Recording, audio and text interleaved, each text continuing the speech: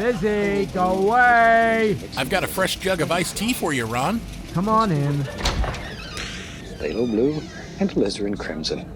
And you can take this to the blue side or the red side. Just sort of depends on your mood and how you feel. It's strictly and completely up to you. Maybe I tell you what, look here. Add a little bit more color to my brush. Maybe in our world there lives, yep, you're right, just a happy little cloud up here. Maybe in our world there lives, yep, you're right.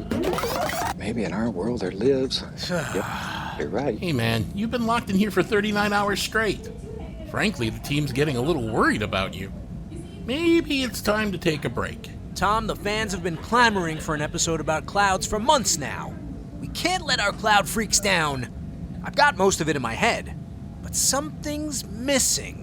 I just gotta keep watching Bob until he gives me the answer. I want some big old mean looking clouds up here in the sky. Big old mean ones. Maybe there's a snowstorm coming. Tell you what, it's a beautiful day outside. Why don't we take this iced tea up to the roof? Maybe what you're looking for isn't in here. Maybe it's up there.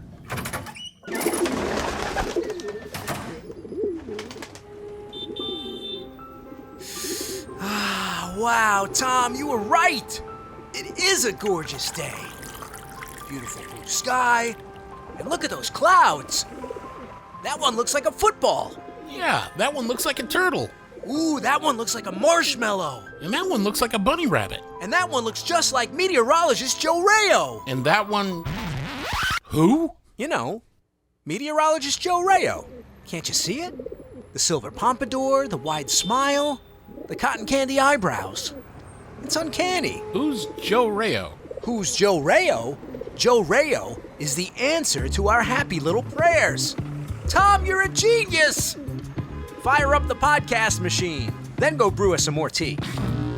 We've got an episode to finish. We'd make up little things. We'd see Puff the Magic Dragon or the Wicked Old Witch or whatever. Whatever, just anything that you wanted to see. If you looked long enough in the clouds, you could find them.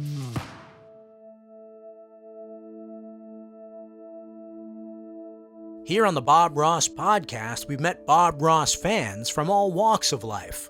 School principals, radio DJs, musicians and actors, landscapers and little kids. And I enjoy watching Bob Ross. I've been watching him ever since he got started on PBS. In fact, I go back to the days before Bob Ross. I used to watch William Alexander, who I guess was Bob's mentor in the wet-on-wet technique. And I know that William Alexander, when he was done, handed the paintbrush and easel over to Bob and said, "Take it away, Bob," and, well, the rest is history. And if you're thinking this cat is just a casual fan, get a load of his reaction when he found out he could watch The Joy of Painting at will on his new smart TV set. And they show him all these different channels, and all of a sudden Bob Ross popped up and said, "It's Bob! It's Bob!" And it's Bob Ross 24/7. I said, "Holy mackerel!" You getting excited yet? You ready to paint with us? You can do it. And holy mackerel, how lucky are we to get a hold of this gentleman to help us better understand one of Bob Ross's most favorite things to paint in the whole world. And that quick, we have a happy little cloud. We're lucky not just because Joe Rayo is a super fan. We're lucky because Joe is a weatherman. I did all the stations. I did minor market stations like WSJR in Madawaska, Maine. And I was also on 1010 Winds here in New York, the biggest station in the country. All news, all the time. This is 1010 Winds. You give us 22 minutes, we'll give you the world. Joe's going to take us inside those puffy, fluffy puffs of white fluff. Tell us what makes him happy and not so happy. What you're seeing is water vapor, little water droplets that are attaching themselves to dust particles in the high levels of the atmosphere, 5, 10, 15,000 feet up above us. And soon we end up with condensation, literally not millions, but billions of water droplets, which are all going to come together to form a cloud. There are God's clouds, and then there are Bob's clouds. Certified instructor Brenda Fineman is firing up her fan brush to give us some tips on the best ways to make our own. Does anybody go hog wild with the clouds? Is there such a thing as too many clouds in a painting? I don't think so, because, I mean, if you think about what skies actually look like, you'll have a variety of different styles of clouds, different types going on. If you have a storm coming in, it depends on what effect you want to have on your painting. Is it a windy day? You're gonna have a lot more clouds. So whether you're Team Stratus or Team Nimbus, whether you prefer your clouds titanium white or maybe shaded pink or gray, let's find out how to paint them, how to name them, and why they like to float around and just have fun all day. Fluff them a little bit, just a little, and very lightly. Very lightly, just go over. Just to sort of blend them all together. Go back into our white. And maybe there's another little layer here. But work on one layer of clouds at a time. Don't get greedy. Sometimes it gets working good and it feels good and you just get carried away. Do one little layer at a time. When I was growing up in New York City, I spent a lot of mornings stumbling towards the tub, turning on the shower radio, and scrub-a-dub-dubbing while meteorologist Joe Rayo told me what Mother Nature had in store for my commute to high school. On Saturday, a day of clouds and sun. Joe's a native New Yorker, too, an 8-time Emmy-nominated weather guru and star chaser who served the tri-state area for decades. Joe's retired now. He lives up in Putnam Valley, about 60 miles north of the big city. Bob Ross would love this area because I'm surrounded by happy little trees. In fact, they're not little trees, they're fairly large. I like old big trees. So we'll put one right there. Big old tree. Big old tree. And he's got a friend. On 3 sides of my house, I'm surrounded by trees upwards to 75 feet high. I like nature, just like Bob. I enjoy looking at trees, and at night I love looking at the sky and the stars and the moon. And you can't see the stars very well from the middle of New York City or even from Throgs Neck in the Bronx because there are too many lights. But up here, I can actually see on some of the better, clearer nights, the Milky Way. Maybe we'll have a nice bright little spot up here in the sky. Just using little crisscross strokes. It was young Joe's fascination with the stars that led him on a path to predicting the weather. I ended up putting the weather forecast on the blackboard at homeroom when I was in school. And at first the kids made fun of it. But then after a while, people would actually come into the homeroom classroom just to see what the weather was going to be like for maybe the upcoming weekend.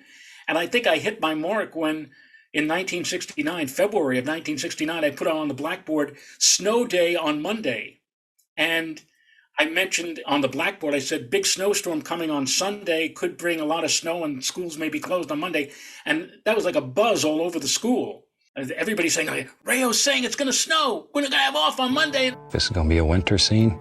Maybe Jack Frost has dropped a lot of snow up here. Well, guess what?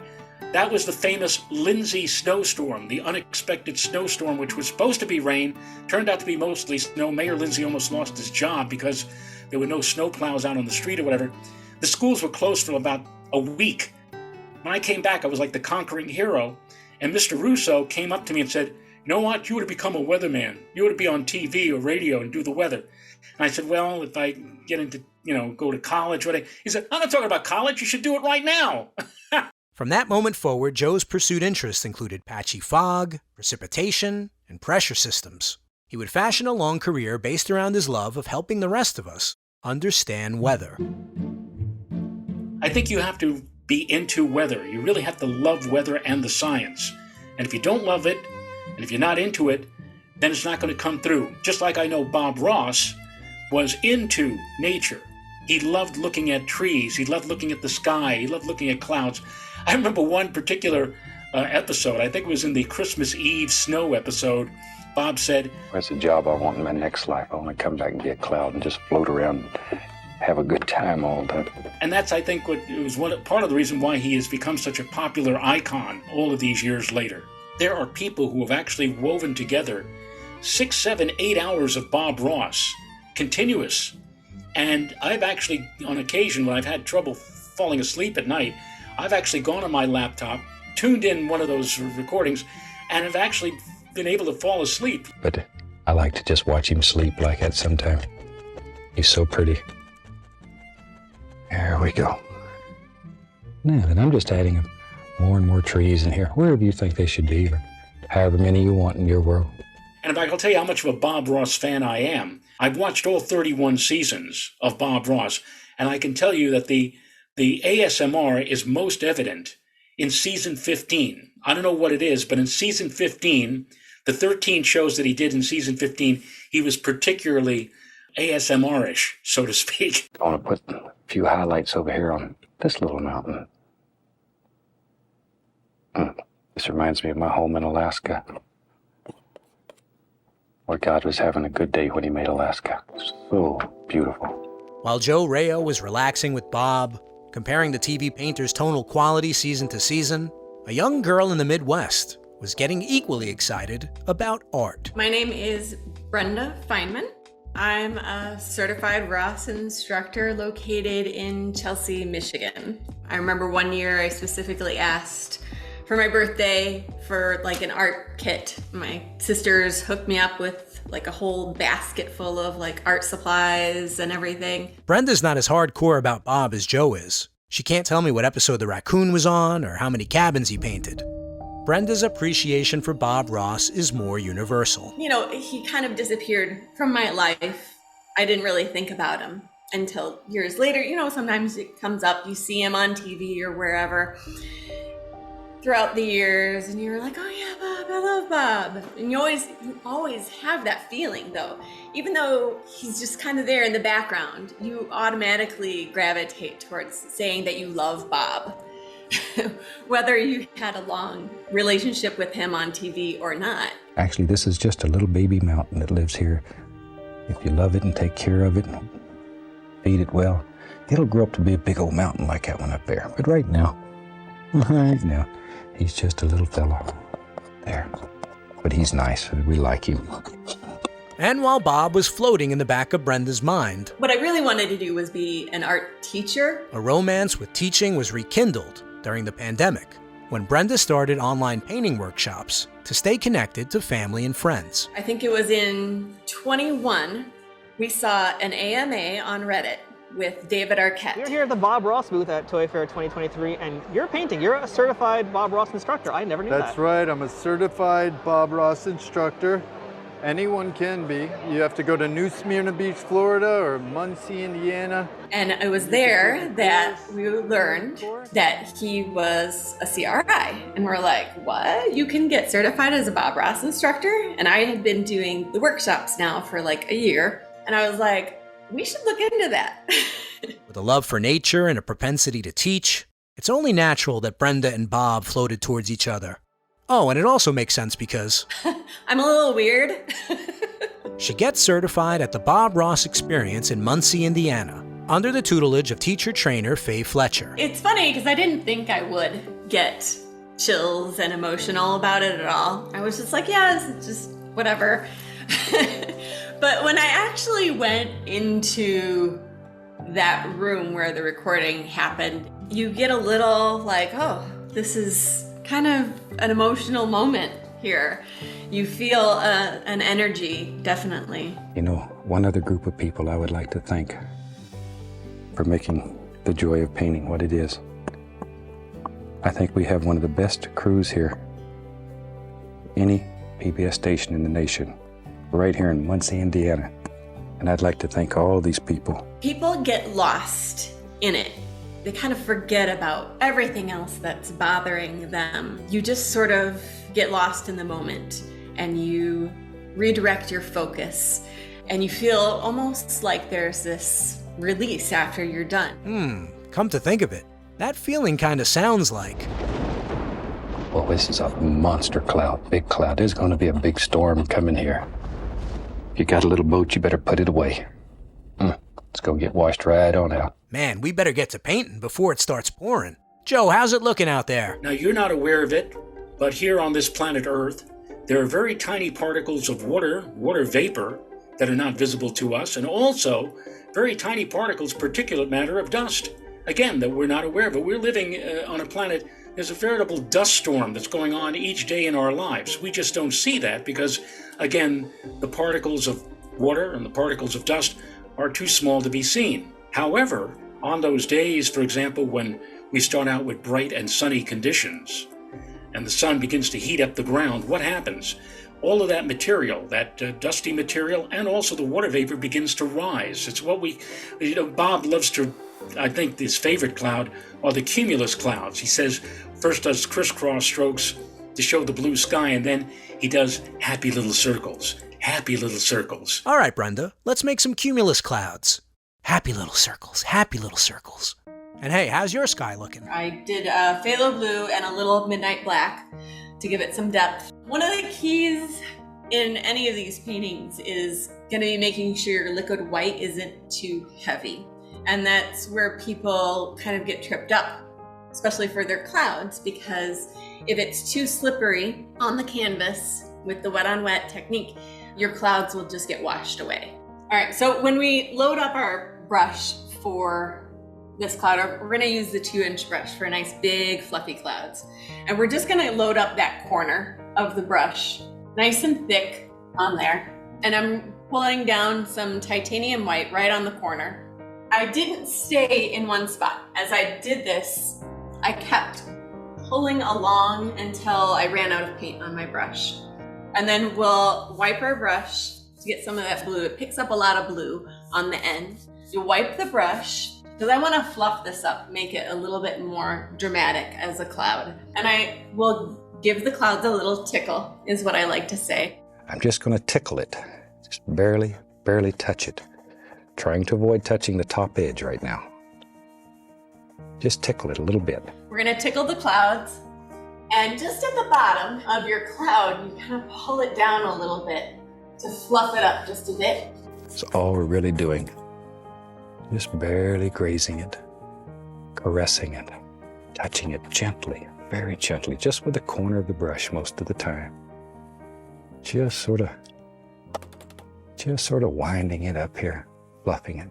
One of the things that people often make the mistake when they're doing clouds, and I always tell my students this, make sure you don't get stuck in preschool cloud mode, where you just have like a little puff ball all in one circle, extend it out to make it match more of what like a real cloud would do. They're not just these little cotton balls in the sky. They extend out more and they overlap each other. And don't stay in one area and keep working. Look here, if you just stay here and keep working and working and working, all you end up with is a big cotton ball.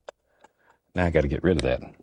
See, but if you do one of those, you do a cloudectomy and you're in business again. That's all it takes. So you have a lighter area and then a denser area at the top. Doing it that way allows you also to create layers, so then I can do another one right underneath that one. If you've ever noticed in the morning, you could have a bright blue skies, and suddenly by midday and afternoon, all of a sudden you see these big puffy billowing cotton ball cumulus clouds. Where did they come from?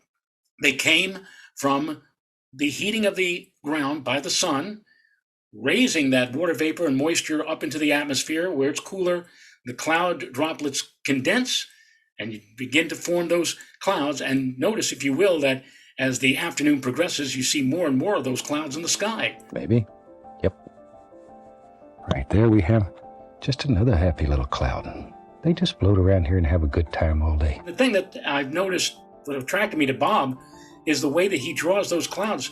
The cumulus clouds in particular, on various shows, when he shows cumulus clouds, they look very, very realistic. They look just like the way you would expect to see cumulus clouds up in the sky.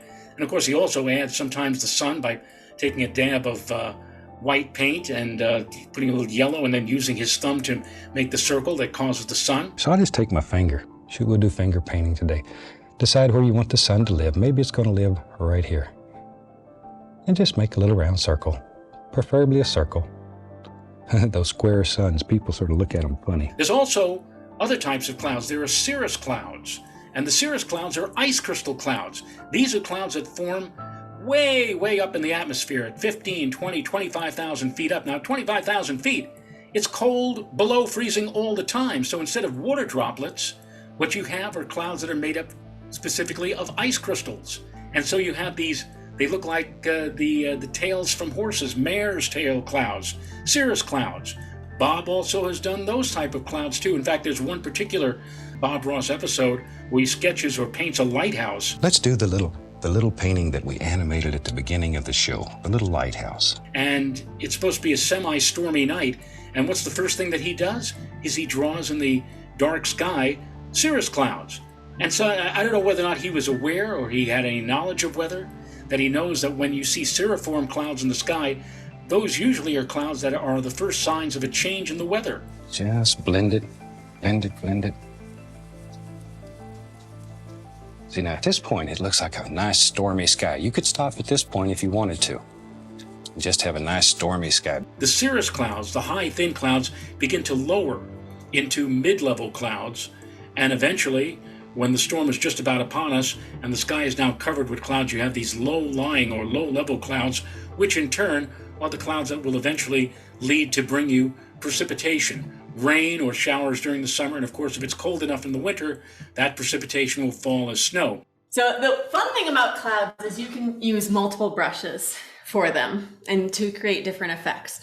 You can also use the fan brush to create some different clouds. If the 2-inch brush scares you, you can do this with the fan brush or the 1-inch brush. It doesn't matter. You want to make sure that you have both sides of your fan brush near the tip of it, loaded up nice and thick. And you can do a few different clouds with the fan brush. You can come at it at an angle where the handle is parallel with the canvas, and just using the corner of your brush, you can make different clouds just using that corner. You can also go straight in with the cloud using the wide part of your brush. And that gives you a thicker, you can have more interesting little loops and things with that one. We can make the indication of a little cloud just by tapping. There he is. There he is. Little cloud, oh, big cloud. When you paint clouds, it's always titanium white. Is there any other color that you... No, you can use, so when you do clouds, you can use all kinds of different colors. I mean, the titanium white is the basic one. So you do your layer of white, and then you can put in a little bit of black in there to do the under part of the cloud, and then layering it on top of that to making it look more like storm clouds coming in. Adding some red in there, just a touch of bright red can give like an interesting hue to the clouds. And you've got to be careful with the bright red because it's very strong and powerful. You don't necessarily want full-on pink clouds, but just a hint can add some character to the clouds. Whatever type of cloud Bob Ross was painting for us, storm clouds or peaceful clouds, white ones or pink ones, he didn't just use paint and a brush. He was thoughtful. He used what he knew about the weather and nature to enhance his paintings. He used his imagination. And you have to make a decision now. Where does the clouds live in your world? I think there's a happy little cloud that lives right here. He generates a warmth. It's his smile, it's his voice. And that warmth, that smile, that voice, they've been spread across canvases and TV screens around the world for decades. And not just there either. If you ever need reminding of Bob Ross's impact, all you gotta do is look up. Just sort of fluff it up. Let a little wind run through it. There. And then very lightly, just barely grazing the canvas, caress the canvas. Just blend it together. And that's one of the nicest, easiest little ways to make a cloud. It's relaxing. That's one of the things I think that a lot of people enjoy from Bob. He was a great painter with the wet-on-wet technique, but he also, the way he was able to lull you into a more calmer situation with his narration. There comes a nice little fluffer. Clouds are free. They just float around the sky all day and have fun. They're one of the freest things in nature. Told you we was going to make a big cloud today. This is going to be a big cloud. There he comes, right on down. Oh, we about ate up a whole canvas with clouds. That's all right. You learn how to make a cloud, then it's worth all the effort. The old clock in the clouds tells me we've got another finished podcast episode. I want to thank my guests, Brenda Fineman and Joe Rayo. This happy little episode was produced with help from James Shapiro at Jansen Media and mixed by Digital Sound and Video of Daytona Beach, Florida. Support your local public television station and say thanks for giving us Bob Ross and the joy of painting. How about showing us your paintings? Use hashtag #PaintLikeBobRoss. Bob Ross certified instructors are the only ones that know how to teach you Bob's world-famous painting method. Don't settle for second best. Find a local CRI at bobross.com and then click Take a Class. And if you got your own Bob Ross story to tell, we want to hear about it. Leave us a message at 866-FANBRUSH or send an email to podcast@bobross.com. And follow us on Facebook at The Joy of Painting with Bob Ross. I'm Ron Scalzo. The Joy of Bob Ross is written and produced by me, Ron Scalzo, in partnership with Bob Ross, Inc. Bob Ross name and images are registered trademarks of Bob Ross, Inc.